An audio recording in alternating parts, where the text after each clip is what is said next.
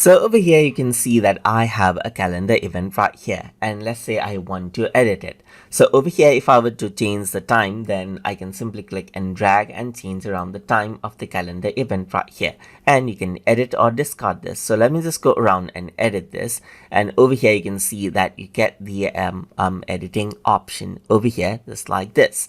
So now over here you can see that you can go around, change around the details of the event. Let's say for example I can say test meeting edited right here just like this, and I can go around and make the change over here just like this, and I can also go around and make the change to the description however I like.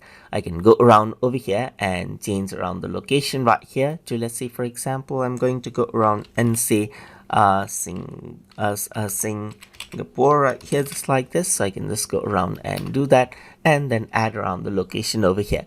So once I do that, I can go around and this is what you have. This is the event, as you can see, just like this. So let me just close it, and it says discard the changes. I don't want to discard the changes right here, so let me just go around and hit send over here just like this. So let's just go around. So it says this right here, and then what happens is that the update is sent right here.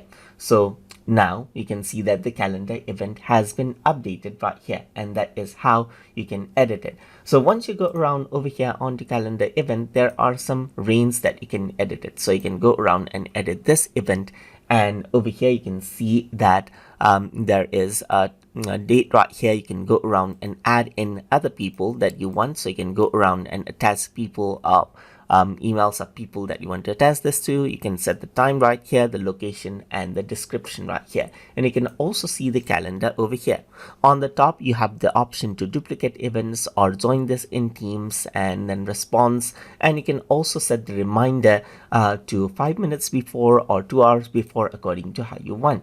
And that is how you can edit calendar event as you like inside of Microsoft Outlook.